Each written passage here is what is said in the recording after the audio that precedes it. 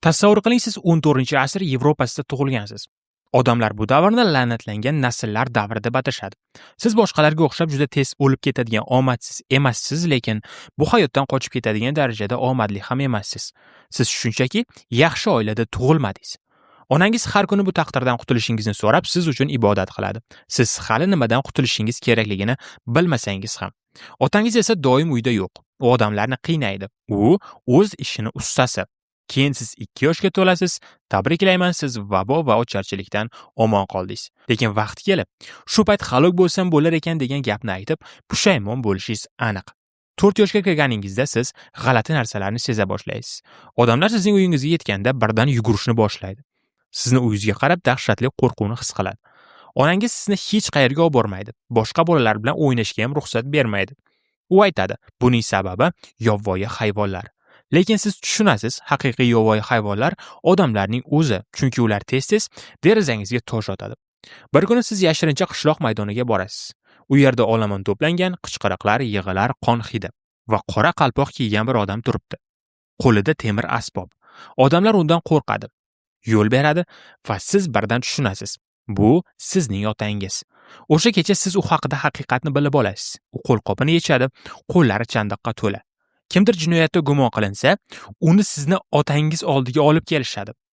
Uning vazifasi ularni aybini tan oldirish. Hatto ular aybdor bo'lmasa ham va eng qo'rqinchlisi, bu ishni hech kim tanlamaydi. Bu nasldan naslga o'tadi. O'z vaqtida bobongiz ham shunday bo'lgan. Undan oldingi bobolaringiz ham. Bu oddiy kasb emas, bu oilaviy la'nat. Va endi bu sizniki. Sizning bolalarcha orzularingiz bor edi. Oddiy dehqon bo'lish yoki savdogar bo'lib uzoqlarga ketish yoki odamlarni qutqaradigan odam bo'lish. Lekin endi buning ahamiyati yo'q. Siz boshqa yo'lni tanlay olmaysiz. 8 yoshga kirganingizda tayyorgarlik boshlanadi. Siz asboblarni o'rganasiz, tish sug'uradigan qisqichlar, barmoqlarni ezadigan temirlar, arqonlar, har bir asbob boshqalar og'rig'i uchun. Otangiz sizga hayvon suyaklarini beradi. Buni sindir deydi. Siz suyaklar qanday sinishini o'rganasiz. Qanday qilib o'ldirmasdan og'riq berishni o'rganasiz. Kunlab, haftalab siz o'lik hayvonlarni maydalaysiz. Keyin siz qonni tozalashni o'rganasiz. Polni yuvib, hidini yo'qotishga harakat qilasiz, lekin hid ketmaydi. Qon, temir, qo'rquv. Bu hid nafaqat xonada, balki burningizga ham bir umr o'rnashib qoladi. Onangiz kiyimlaringizni yuvadi, yana va yana, lekin foydasi yo'q. Bir kun otangiz sizni o'z ishini kuzatish uchun olib boradi. Bir odam don o'g'irlashda ayblangan. U yig'laydi, o'zini oqlaydi, lekin otangizga umuman farqi yo'q. Uning vazifasi iqror qildirish. U kichik asbob bilan ishni boshlaydi, barmoqlarni ezadi. U odam qichqiradi. Siz qarashni xohlamaysiz, lekin otangiz sizni bunga majbur qiladi, chunki bu sizning kelajagingiz. Oxiri u odam aybini tan oladi, hatto qilmagan ishini ham. Faqat og'riq to'xtashi uchun. Bu otangizning yana bir muvaffaqiyatli kuni edi. Endi siz 12 yoshdasiz va haqiqiy dars boshlanadi. Otangiz sizga qisqichni uzatadi va mahbusga qarab ishora qiladi. Orqa tishlardan boshla. Ularni ushlash osonroq deydi u. Siz ikkilanib qolasiz, mahbus sizga umid bilan qaraydi. Shu payt otangiz qo'lini yelkangizga qo'yadi. Bu mehrli qo'llar emas, bu ogohlantirish. Hoziroq bu ishni bajar yoki bu ishni men senga qilaman. Bu gapda faqat qo'rquv emas, undan ham yomon narsa bor. Cherkov qoidalariga ko'ra, bu odam aybini tan olmasidan o'ldirib qo'ysangiz, ikkalangizni ham tiriklayin yoqib yuborishadi. Otangiz buni xotirjam, lekin og'ir ohangda aytadi. Siz bunday hikoyalarni ko'p eshitgansiz. Buyruqqa bo'ysunmagan yoki haddidan oshgan qiynoqchilar oxiri o'zlari odamlarni yoqqan olovda yonishgan. Hozir siz birinchi marta tish sug'urishingiz kerak. Bu juda uzoq davom etayotgandek tuyuladi. Qo'lingiz qaltiraydi. Mahbus esa og'riqdan siz tugatmasdan oldin hushidan ketadi. Otangiz boshini chayqaydi. Noto'g'ri deydi u. Va siz yana mashq qilasiz. Yana va yana. Bir mahbusdan keyin boshqasi. Oxiri tish sug'urish siz uchun oddiy narsaga aylanadi. Xuddi qo'l yuvgandek. 15 yosh. Endi siz tanani o'rganasiz. Qayerga tegsa eng ko'p og'riq beradi, lekin o'ldirmaydi. Shuni bilib olasiz. Odam qancha vaqt osilib tura oladi, qachon suyak yetiladi, uni qanday sindirishadi. Shuni o'rganasiz va yana bir narsani tushunasiz. Ba'zida qo'rquv og'riqdan kuchliroq. Ba'zan asbobni ko'rsatishning o'zi yetarli. Odamlarning o'zi xayolida qo'rquv va dahshatni o'ylab topadi. Keyin otangiz sizga yana bir asbobni ko'rsatadi. Odam shaklidagi temir sandiq. Bu ichida tikanlari bo'lgan temir sandiq, uni ichiga odamni solishadi. Tikanlar qo'l, oyoq, yelka va sonni teshib o'tadi, lekin muhim joylarga zarar yetkazmaydi. Otangiz tushuntiradi. Bu tez o'ldirish uchun emas, uzoq azob berish uchun. Siz buni ham o'rganasiz. Aniq sovuqqonlik bilan. 17 yosh. Endi siz eng katta asbobga o'tasiz. Bu odamni cho'zadigan yog'och moslama. Otangiz aytadi: "Nafasini eshit, qachon chidolmay qolsa to'xta. Gapira boshlasa yana tort." Siz odamni o'lish va iqror bo'lish orasida ushlab turishni o'rganasiz. 18 yosh. Sizning birinchi mustaqil ishingiz. Bir ayol jodugarlikda ayblangan. Sabab qo'shnisining sigiri o'lib qolgan. Siz avvaliga ishni yengil boshlaysiz, faqat asboblarni ko'rsatasiz. U hammasini inkor qiladi. Siz endi qiynoqlarni boshlaysiz. Uning barmoqlarini ezasiz. U hali ham inkor qiladi. Keyin uni qo'lidan osib qo'yasiz. Baribir yo'q. Oxiri siz uning bolalarini eslatasiz. Men afsusdaman. Afsuski sizni bolalaringizni ham so'roq qilishim kerak. Shundan keyin u darrov iqror bo'ladi. U hammasini tan oladi. Supurgida uchganini, iblis bilan uchrashganini, ekinlarga zarar berganini. Hammasi yolg'on, lekin bu ishlaydi. Uni yoqishadi. Olomon esa sizni olqishlaydi, lekin siz ishingizdan o'zingizni yomon his qilasiz. Yillar o'tadi. Siz bu ishda juda yaxshi bo'lib ketdingiz. Odamlar sizga yangi nom ham qo'ygan. Suyak sindiruvchi.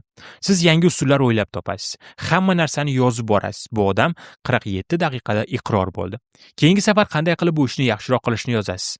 Lekin buning narxi bor. Hech kim siz bilan oddiy gaplashmaydi. Odamlar sizdan qochadi. Siz kerakli odamsiz, lekin hech kim sizni xohlamaydi. Siz yolg'iz yashaysiz. Faqat qichqiriqlar siz bilan qoladi. Siz ichishni boshlaysiz, lekin ichkilik ham xotiralarni o'chirmaydi. Oxiri siz uylanasiz. Kimdir sizdan qo'rqqani uchun yaxshi qizni qo'shqo'llab topshiradi deb o'ylaysizmi? Yo'q. Siz o'zingizga o'xshagan jamiyat rad etgan ayolga uylanasiz. Fohishaxonada ishlaydigan ayolga. Chunki u sizni tushunadi. Oradan 20 yil o'tadi. Siz eng qo'rqinchli odamlardan biriga aylanib bo'lgansiz. Sizning ismingiz odamlarni qo'rqitadi. Siz minglab odamlarni iqror qildingiz, yuzlab odamlarni o'ldirdingiz. Buning bu dunyodagi badali esa kechalari siz uxlay olmaysiz.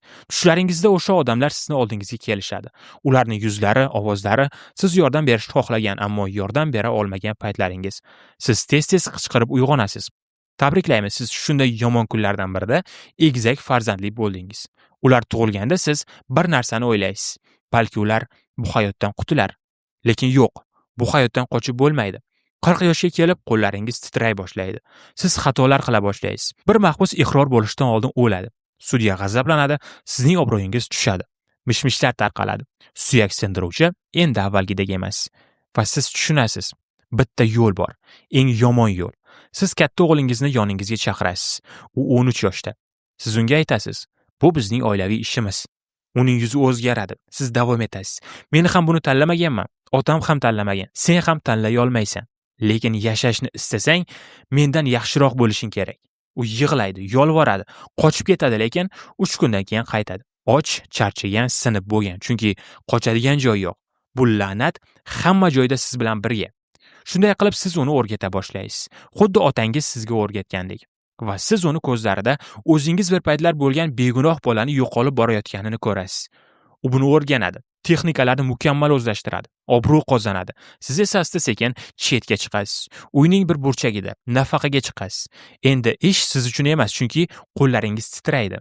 Nafaqa bu ham erkinlik emas. Bu shunchaki boshqa bir qamoqxona. Siz pastdan kelayotgan qichqiriqlarni eshitasiz va bilasiz, bu sizning o'g'lingiz. U oilaviy an'anani davom ettiryapti.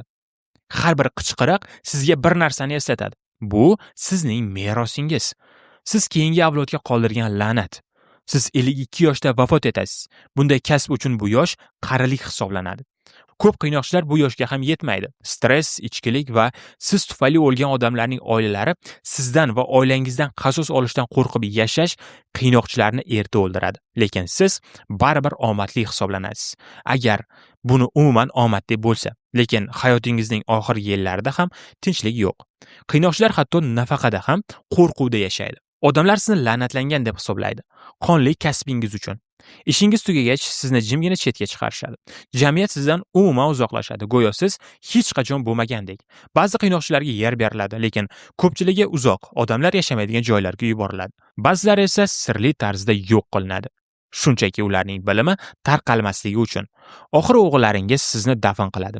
Oddiy odamlar qabristondan uzoqda, qiynoqchilar uchun ajratilgan joyda. Hatto qabristonda ham siz boshqalardan ajratilasiz. Sizning ortingizdan hech kim yig'lamaydi, faqat oilangiz.